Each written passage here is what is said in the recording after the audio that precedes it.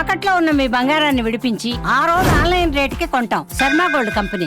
జమ్మూ కాశ్మీర్ ఉగ్రదాడి తర్వాత భారత్ లో ఉన్న పాకిస్తానీ పౌరులు దేశం వదిలి వెళ్లాలంటూ ఇప్పటికే కేంద్ర ప్రభుత్వం హెచ్చరికలు జారీ చేసింది. ఇందులో భాగంగా 48 గంటల టైం ఇచ్చింది. అయితే కేంద్రం ఇచ్చిన టైం నేటితో పూర్తి కావస్తోంది. ఈ నేపథ్యంలో ఇప్పటి హైదరాబాద్ లోని పాత బస్తీలో ఉన్న పాకిస్తానీయులపై పోలీసులు ప్రత్యేక నిఘా పెట్టారు. హైదరాబాద్ లో ఉన్న పాక్ ప్రజలు వెళ్లిపోవాలని ఆదేశాలు జారీ చేసింది. అయితే ఇవాళే చివరి తేదీ కావడంతో ఇప్పటి వరకు ఎంతమంది వెళ్లారు అనే దానిపై పోలీసులు విచారణ చేస్తున్నారు.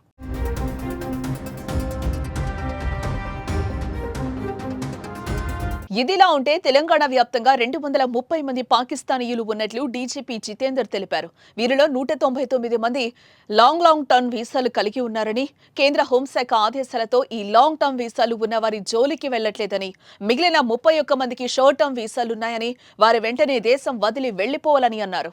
లీవ్ ఇండియా పేరుతో ఇప్పటికే కొంతమందికి నోటీసులు ఇచ్చాము. హెల్త్ బేస్ మీద వీసాలు తీసుకున్న వారికి నెల 29 వరకు టైం ఉందన్నారు. మిగిలిన వారు ఇవాళ వెళ్లిపోవాల్సి ఉంది. ఇదిలా ఉంటే షార్ట్ టర్మ్ వీసాలు ఉండి తిరిగి వెళ్లిపోని పాకిస్తానీయులపై చట్టపరమైన చర్యలు తీసుకుంటామని ఇప్పటికే డీజీపీ హెచ్చరించారు.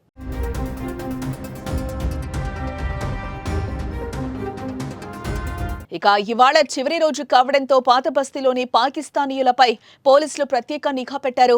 పెద్ద ఎత్తున పాకిస్తానీయులు పాత బస్తీలో పరిసర ప్రాంతాల్లో ఉన్నట్లు గుర్తించిన పోలీసులు వారి కదలికపై నిఘా పెట్టారు. మరోపక్క వారు దేశం వదిలి వెళ్లిపోవడానికి ఇవాళే చివరి రోజు కావడంతో ప్రత్యేక చర్యలు తీసుకుంటారు. కాగా దేశవ్యాప్తంగా ఉన్న పాకిస్తానీలు ఇప్పటికే భారతదేశాన్ని వదిలి వెళ్లిపోతున్నారు.